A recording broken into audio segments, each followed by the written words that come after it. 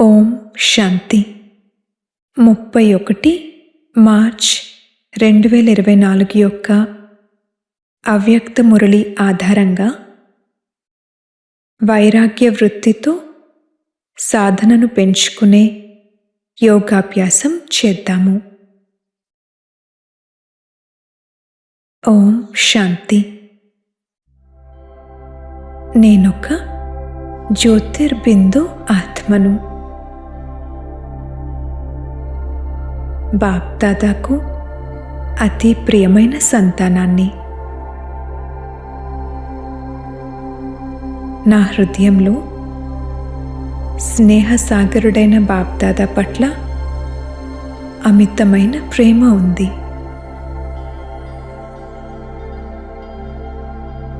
నా హృదయపూర్వక స్నేహం హృదయాభిరాముడైన బాబా వద్దకు చేరుకుంది. బాప్దాదా నాకు ఎంతో ప్రేమతో దృష్టి ఇస్తున్నారు.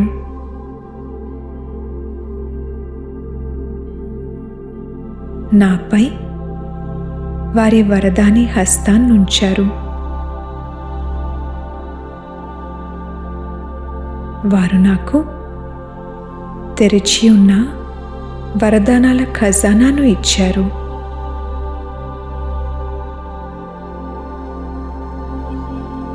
నాకు స్నేహం మరియు సమర్థత యొక్క వరదానాలను ఇస్తూ ఉన్నారు.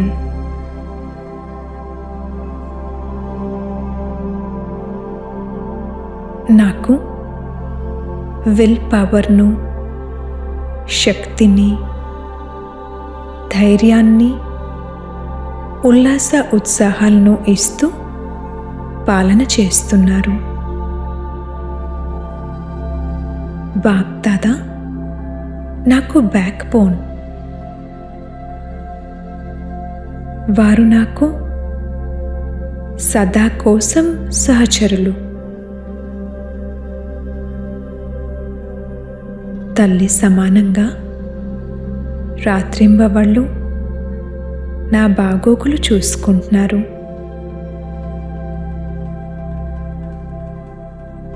వారు నాకు ఛత్రఛాయ.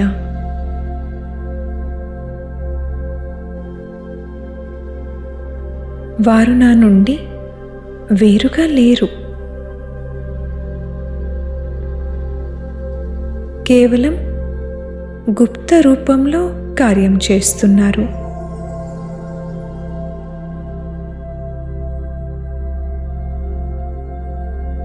నా సత్యమైన హృదయం యొక్క స్నేహానికి రిటర్న్లో ఈ శ్రేష్ఠ భాగ్యం నాకు ప్రాప్తించింది. ఇంతకాలం ఏ స్నేహమైతే చెల్లాచెదురైపోయిందో, కొంత ఇక్కడ కొంత అక్కడ, ఆ స్నేహమంతటినీ ఇప్పుడు నేను వారొక్కరితోనే జోడించాను. ఇంతకు ముందు వేరువేరు సంబంధాలుండేవి. ఇప్పుడు ఒక్కరిలోనే సర్వ సంబంధాలను అనుభవం చేస్తున్నాను.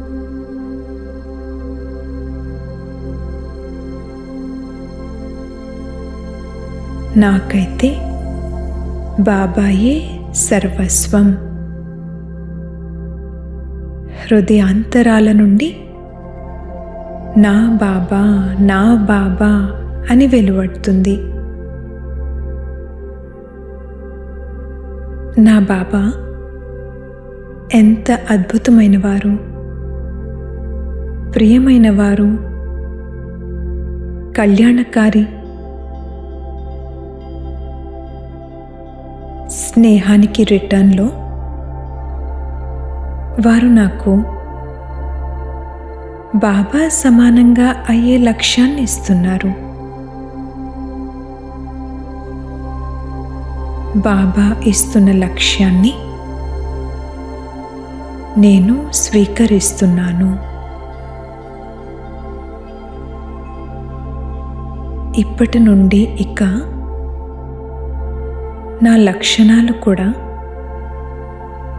బాబా సమానంగా కనిపిస్తూ ఉన్నాయి. నా నడత, నడవడిక, ముఖము, నయనాలు, మాటలు, వైబ్రేషన్స్ బాబా సమానంగా అలౌకికంగా అవుతూ ఉన్నాయి. నా ద్వారా బాబాను ప్రత్యక్షం చేసేందుకు నేను సిద్ధంగా ఉన్నాను. నేను శ్రేష్ఠ దేవాత్మను, పావనాత్మను. ఇది ప్రత్యక్షత సమయం, అంతిమ సమయం. నా హృదయంలో అనంతమైన వైరాగ్య వృత్తి ఇమర్జ్ అవుతూ ఉంది. ఇప్పుడిక నా అటెన్షన్ సాధనాల నుండి పక్కకు వచ్చి సాధన వైపుకు వెళ్తుంది. అవసరానికి మించి ఏ సాధనాలైతే ఉన్నాయో వాటన్నింటి నుండి నా మనసు డిటాచ్ అవుతూ ఉంది. నేను సాధనాలకు వశమైన ఆత్మను కాను. నేను సాధనలో ఉండే ఆత్మను. వర్తమాన ప్రపంచంలో కోరికలకు వశమై ఆత్మలు చాలా చింతాగ్రస్తంగా ఉన్నారు.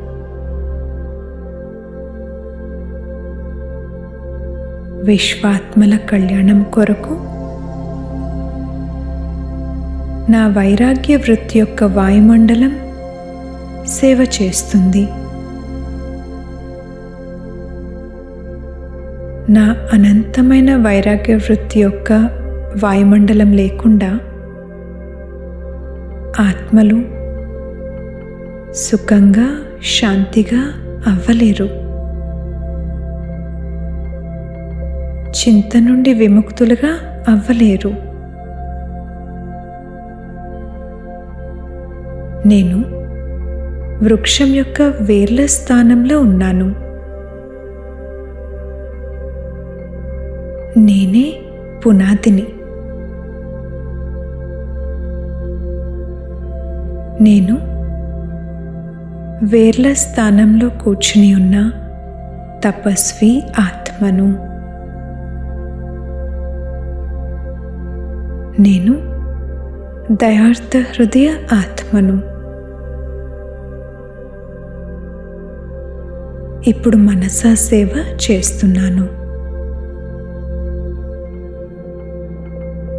బాబా నుండి దివ్యమైన బంగారు రంగు కిరణాలు నాపై పడుతున్నాయి. బాబా శక్తిని నేను స్వయంలోకి స్వీకరిస్తున్నాను. సర్వాత్మలను దయాదృష్టితో చూస్తున్నాను.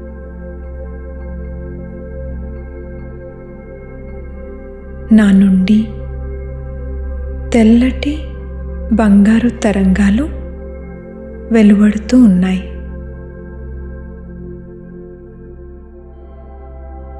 ఈ తరంగాలు మొత్తం వృక్షంలో వ్యాపిస్తున్నాయి.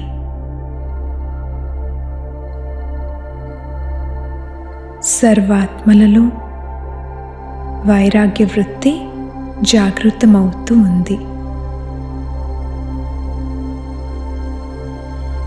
వారంతా కోరికల నుండి విముక్తులవుతూ ఉన్నారు. ఇప్పుడు సమయం సమీపంగా వస్తూ ఉంది. సర్వాత్మల అటెన్షన్ ఇప్పుడు బాబా వైపుకు వెళ్తుంది. సర్వాత్మలు బాబాను తెలుసుకుంటున్నారు. వారి బుద్ధి ఇప్పుడు బాబాతో జోడించబడుతుంది.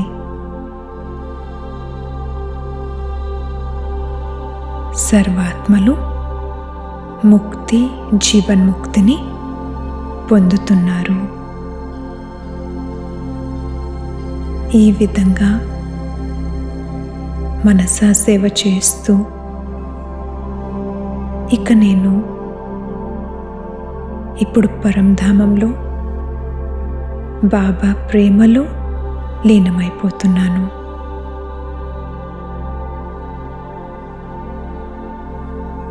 ఓం శాంతి.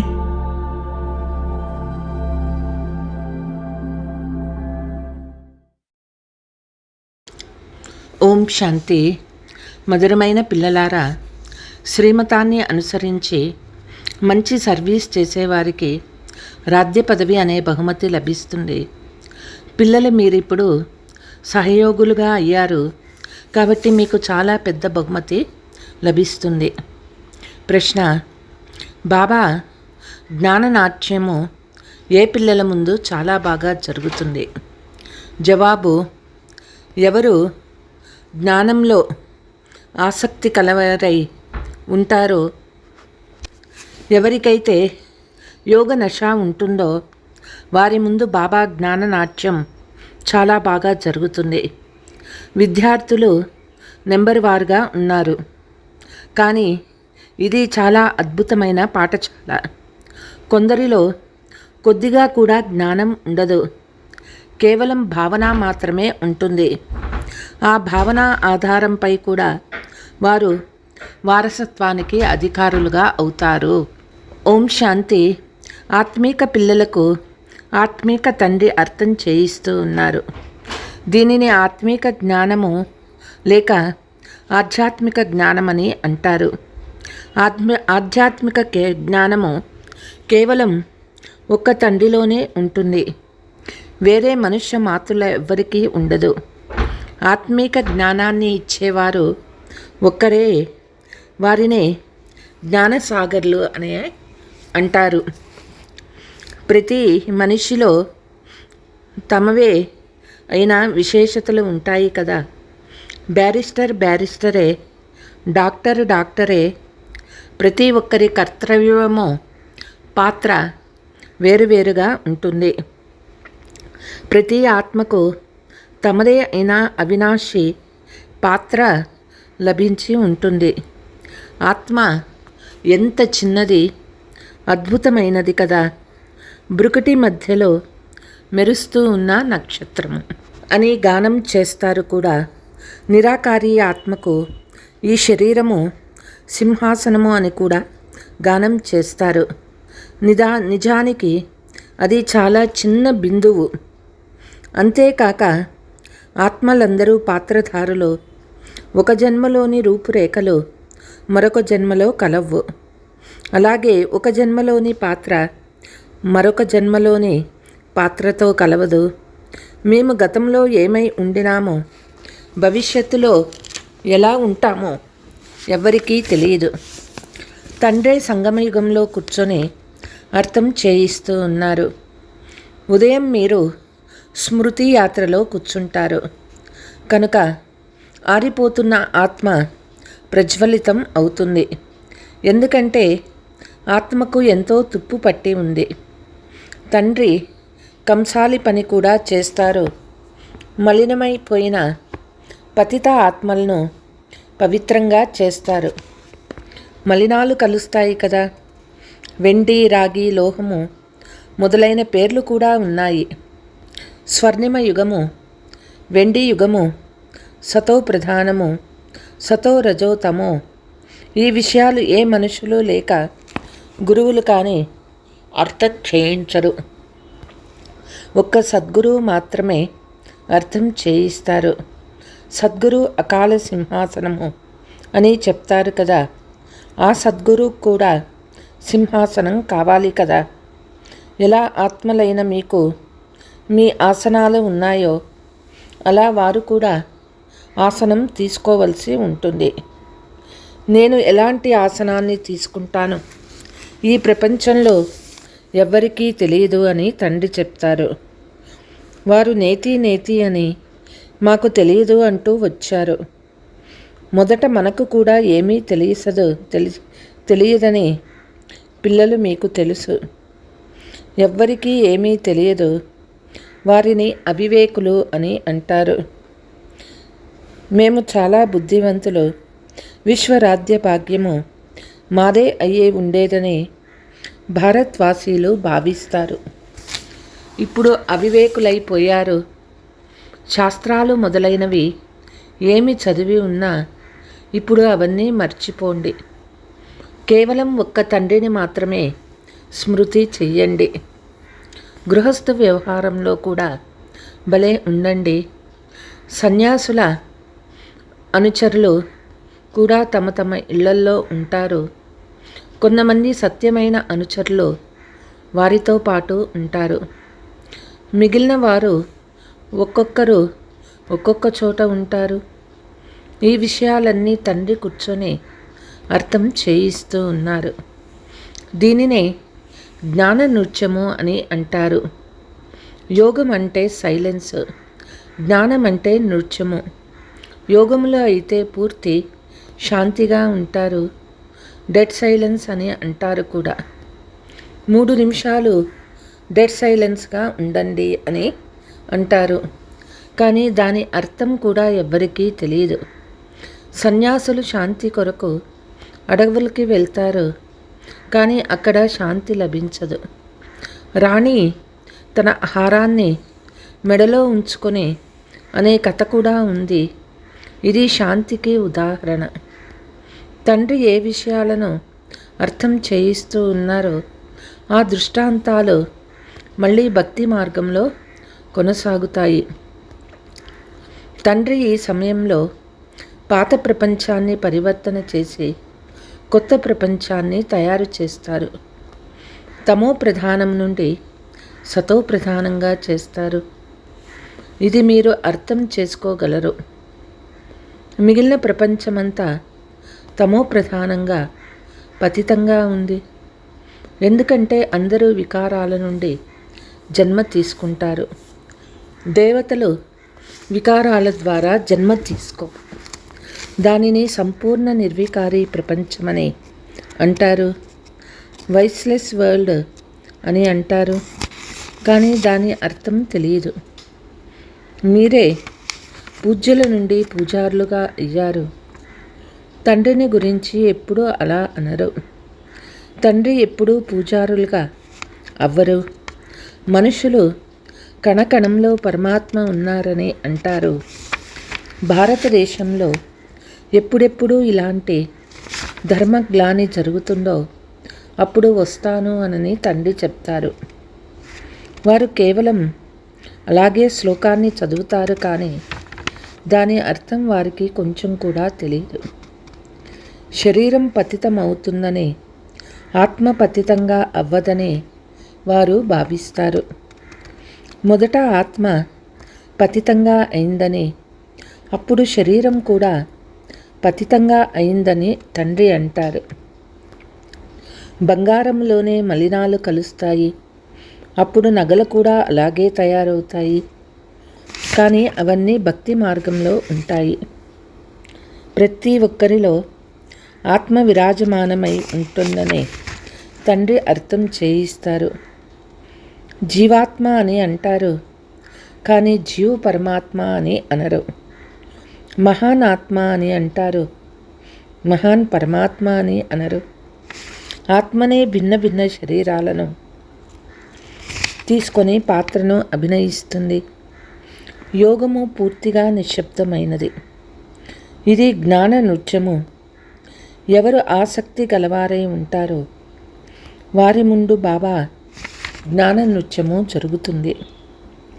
ఎవరిలో ఎంత జ్ఞానం ఉందో, యోగ నశ ఎంత ఉందో తండ్రికి తెలుసు, టీచర్కు తెలిసి ఉంటుంది కదా. తండ్రికి మంచి గుణవంతులైన పిల్లలెవరో తెలుసు. మంచి మంచి పిల్లలకే అనేక చోట్ల నుండి ఆహ్వానం లభిస్తుంది. పిల్లలలో కూడా నెంబర్ వారుగా ఉన్నారు. ప్రజలు కూడా నెంబర్ వారుగా పురుషార్థానుసారం అవుతారు. ఇది స్కూలు లేక పాఠశాల కదా. పాఠశాలలో సదా నెంబర్ వారుగా కూర్చుంటారు. ఫలానా వారు చురుకైన వారు, ఫలానా వారు మీడియం అని అర్థం చేసుకోగలరు. ఇక్కడ ఇది అనంతమైన క్లాసు. ఇక్కడ ఎవరినీ నెంబర్ వారుగా కూర్చోబెట్టలేరు.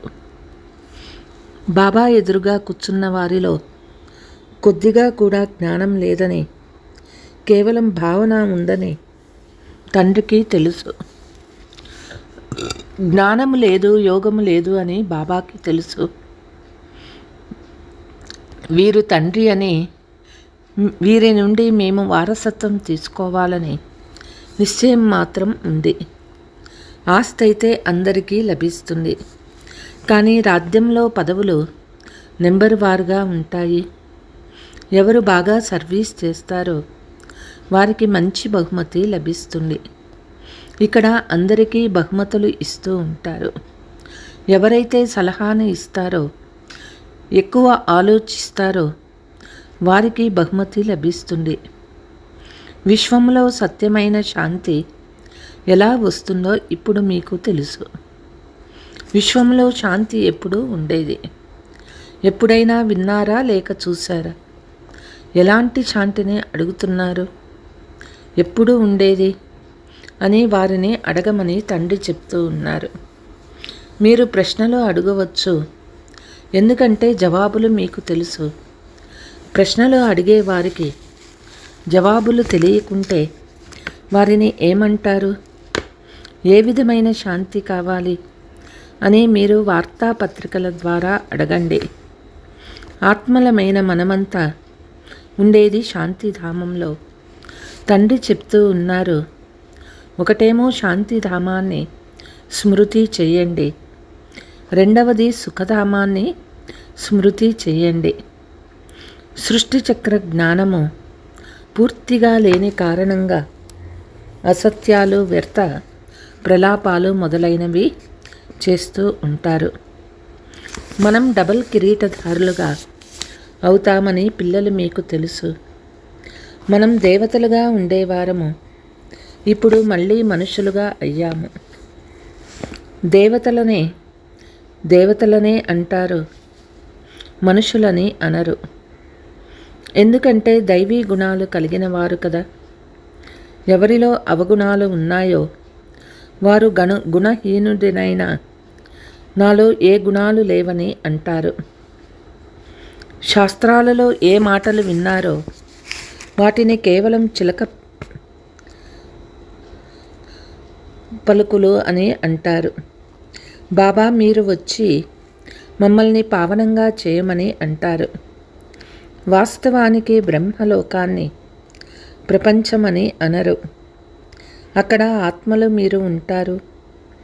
వాస్తవానికి పాత్రాభినయనం చేసే ప్రపంచం ఇదే. అది శాంతిధామము. బాబా కూర్చొని పిల్లలకి పరిచయాన్ని ఇస్తూ ఉన్నారు. ఎవరైతే తన జన్మల గురించి తెలియదో వారిలో బాబా వస్తారు. ఇది కూడా ఇప్పుడే వింటారు. నేను ఇతడిలో ప్రవేశిస్తాను. ఇది పాత ప్రపంచము, రావణ ప్రపంచము. ఎవరైతే నెంబర్ 1 పావనంగా ఉండేవారో అతడే మళ్ళీ లాస్ట్ నెంబర్ పతితంగా అయ్యారు. అతడిని నా రథంగా చేసుకున్నాను. ఫస్ట్ నుండి లాస్ట్లోకి వచ్చారు, మళ్ళీ ఫస్ట్లోకి వెళ్ళాలి. బ్రహ్మ ద్వారా ఆది సనాతన దేవీ దేవత ధర్మస్థాపన చేస్తానని చిత్రంలో కూడా అర్థం చేయించారు. కానీ దేవీ దేవత ధర్మంలోకి వస్తానని చెప్పలేదు. ఎవరి శరీరంలో వచ్చి కూర్చుంటారో అతడే మళ్ళీ నారాయణుడిగా అవుతారు. విష్ణువు అంటే ఇంకెవరో కాదు, లక్ష్మీనారాయణులు లేదా రాధాకృష్ణుల జంటయే. విష్ణువు ఎవరో కూడా ఎవ్వరికీ తెలియదు. బాబా వచ్చి వేదశాస్త్రాలు, అన్ని చిత్రాల మొదలైన రహస్యాలు అర్థం చేయిస్తూ ఉన్నారు. బాబా ఎవరిలో ప్రవేశిస్తారో అతడే మళ్ళీ ఇలా అవుతారు. ఇది ప్రవృత్తి మార్గం కదా. ఈ బ్రహ్మ సరస్వతినే లక్ష్మీనారాయణ అవుతారు. ఇతనిలో బాబా ప్రవేశించి బ్రాహ్మణులకు జ్ఞానం ఇస్తారు. అప్పుడు ఈ బ్రహ్మ కూడా వింటాడు. ఇతడు ఫస్ట్ నెంబర్లో వింటాడు. ఇతడు పెద్ద నది అయిన బ్రహ్మపుత్ర సాగరము మరియు బ్రహ్మపుత్ర నదుల మేళా జరుగుతుంది. బాబా వీళ్ళల్లో ప్రవేశిస్తారు. ఇతను విష్ణువుగా అవుతారు. బ్రహ్మ నుండి విష్ణువుగా అయ్యేందుకు 1 సెకండు పడుతుంది. నేను ఇలా తయారవుతాను, ఇతనికి సాక్షాత్కారం జరుగుతుంది. క్షణంలో వారికి నిశ్చయం కలుగుతుంది. విశ్వాధికారిగా అవుతాను కనుక ఈ తుచ్చ గాడిద బరువు ఏమి చేసుకోవాలి అని అంతా వదిలేశాడు. మీకు కూడా మొదట బాబా వచ్చి ఉన్నారని, ఈ ప్రపంచం సమాప్తమవుతుందని తెలిసిన వెంటనే పరుగు తీశారు. బాబా ఎత్తుకుపోలేదు, అవును బట్టి జరగవలసి ఉందని, అందుకే వచ్చారు.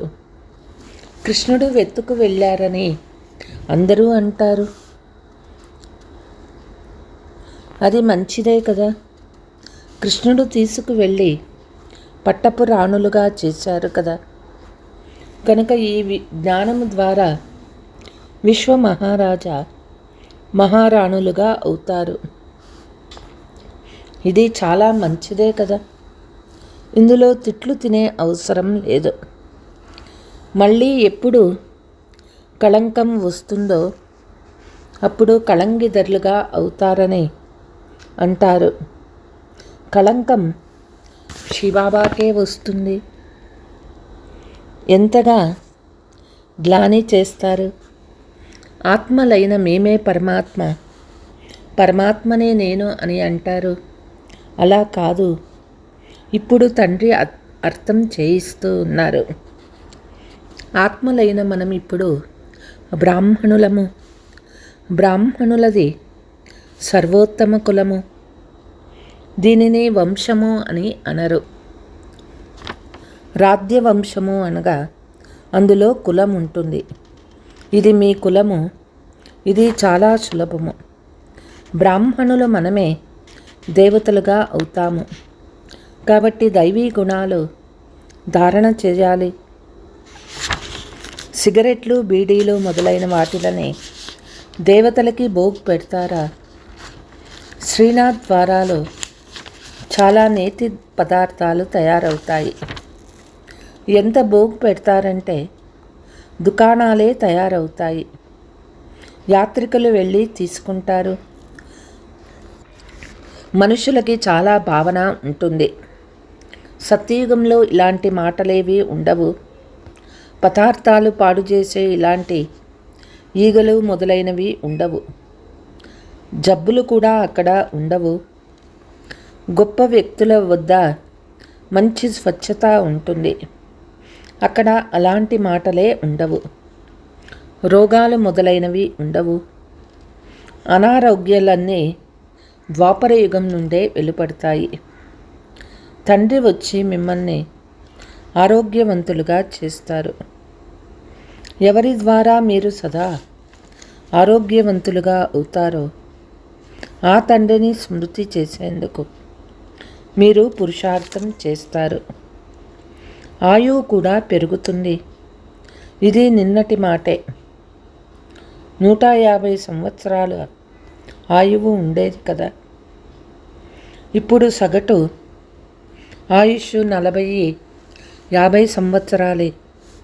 ఎందుకంటే వారు యోగులు, వీరు భోగులు అయినారు.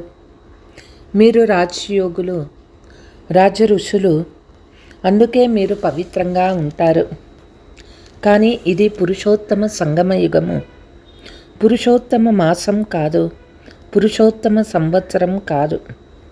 కల్పకల్పము పురుషోత్తమ సంగమయుగంలోనే వస్తాను తండ్రి చెప్తారు. తండ్రి ప్రతిరోజు అర్థం చేయిస్తూ ఉంటారు. అయినా మళ్ళీ చెబుతారు, పావనంగా అవ్వాలి అంటే తండ్రి స్మృతి చేయండి. తాను ఒక్క మాట ఎప్పుడూ మర్చిపోకండి. స్వయాన్ని ఆత్మగా భావించండి. దేహ ధర్మాలు అన్నీ త్యాగం చేయండి. అప్పుడు మీరు వాపస్ వెళ్ళాలి. నేను మీ ఆత్మను స్వచ్ఛంగా చేసేందుకు వచ్చాను. దీని ద్వారా మళ్ళీ శరీరం కూడా పవిత్రమైనదే లభిస్తుంది. ఇక్కడ వికారాల ద్వారా జనం తీసుకుంటారు. ఆత్మ సంపూర్ణ పవిత్రమైనప్పుడు మీరు పాత శరీరాన్ని వదిలివేస్తారు. మళ్ళీ కొత్తది లభిస్తుంది. వందే మాతరం అని మీకు గాయనం ఉన్నది. మీరు భూమిని కూడా పవిత్రంగా చేస్తారు. మాతలైన మీరు స్వర్గద్వారాన్ని తెరుస్తారు, కానీ ఇది ఎవ్వరికీ తెలియదు. अच्छा, मीठे मीठे सिकीलते बच्चों प्रति मात पिता बाप दादा का याद प्यार और गुड मॉर्निंग. रूहानी बाप की रूहानी बच्चों को नमस्ते. हम रूहानी बच्चों की रूहानी मात पिता बाप दादा को याद प्यार गुड मॉर्निंग. नमस्ते नमस्ते. धारण आत्मा रूपी ज्योतिने ప్రజ్వలితం చేసేందుకు ఉదయమే స్మృతి యాత్రలో కూర్చోవాలి. స్మృతి ద్వారానే తుప్పు వదిలిపోతుంది. ఆత్మకు పట్టిన తుప్పుని స్మృతి ద్వారా తొలగించి సత్యమైన బంగారంగా అవ్వాలి. తండ్రి నుండి ఉన్నత పదవి అనే బహుమతి తీసుకునేందుకు భావనతో పాటు జ్ఞానవంతులు మరియు గుణవంతులుగా కూడా అవ్వాలి. సేవ చేసి చూపించాలి. వరదానము. నడవడిక మరియు ముఖము ద్వారా పవిత్రత యొక్క అలంకార ప్రకాశాన్ని చూపించే అలంకారమూర్తి భవ. పవిత్రత బ్రాహ్మణ జీవితానికి అలంకారము. ప్రతి సమయము పవిత్రత యొక్క అలంకారము మీ ముఖము నడవడిక ద్వారా ఇతరులకు అనుభవం అవ్వాలి. దృష్టిలో, ముఖంలో, చేతులలో, పాదాలలో సదా పవిత్రత యొక్క అలంకారం ప్రత్యక్షం అవ్వాలి. ప్రతి ఒక్కరి వీరి రూపురేఖలు పవిత్రత కనిపిస్తూ ఉన్నాయి అని వర్ణించాలి. నయనాలలో పవిత్రత ప్రకాశము, ముఖంపై పవిత్రత యొక్క చిరునవ్వు ఉంది అని ప్రశంసించాలి. వేరే విషయం ఏది కనిపించరాదు. వీరినే పవిత్రత యొక్క అలంకారం ద్వారా అలంకరించబడిన మూర్తి అని అంటారు. స్లోగన్. వ్యర్థ సంబంధ సంపర్కాలు కూడా మీ ఖాతాని ఖాళీ చేస్తాయి. అందువల్ల వ్యర్థాన్ని సమాప్తం చేయండి. అచ్చా. ఓం శాంతి.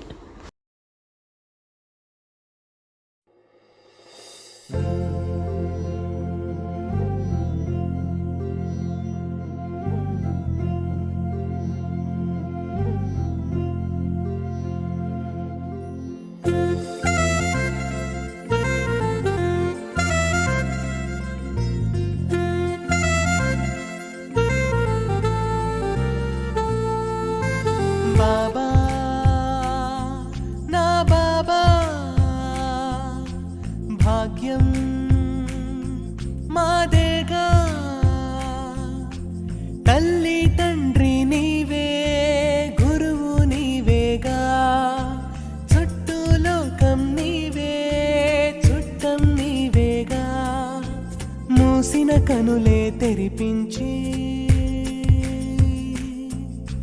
చీకటి దారే వెలిగించి ఆత్మలలో పాత్రలకే సన్మార్గాన్ని చూపించి అండగా మా కర్మలనే ప్రక్షాళనలే చేయించి నీ మార్గంలో పయనించి నిన్నే మేమిక ప్రేమించి సేవే చేసే భాగ్యం ఇచ్చావు.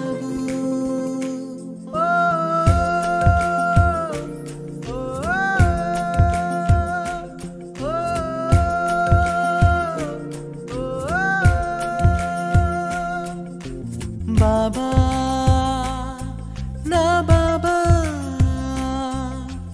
భాగ్యం మాదేగా.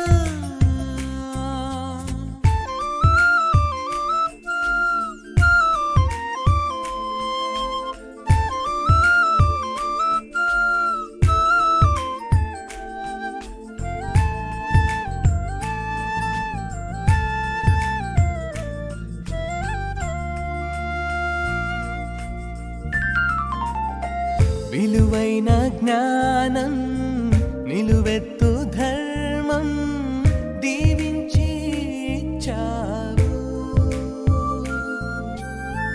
10 మంది కోసం బ్రతికేలా యోగం కలిగేలా చేశావు.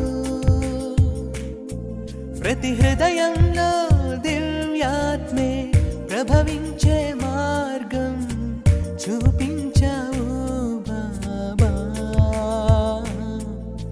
జీవించే ప్రతి ఆత్మ సూక్ష్మమనే స్పృహ పెంచి ఏదిస్తే అది పొందే జ్ఞానమునే ఎరిగించి క్రమశిక్షణలో మమ్ముంచి సద్భావాన్నే పుట్టించి సత్సంగాన్నే స్థాపించావు బాబా.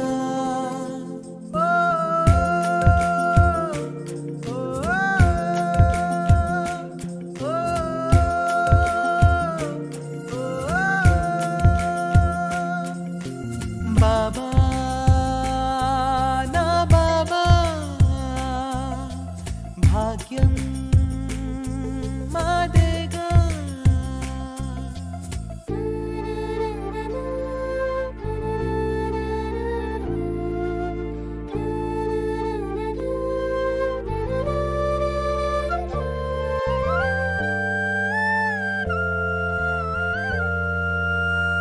పరులన్న భావం నాదన్న మోహం తరిమేసే గుణమిచ్చి అనునిత్య కర్మం గృహస్థు ధర్మం పాటించే వరమిచ్చి ప్రతి సంకల్పంలో నీ రూపం చూసేలా నిత్యం వరమిచ్చావు బాబా. ప్రతి నిమిషం గత కర్మే తుడి చేసే దారిచ్చి చెడు భావం ఎదురైతే తెలుసుకునే బలమిచ్చి నాలో నన్నే తొలగించి నీలో నన్నే చూపించి మా ఆత్మలలో తేజం నింపా.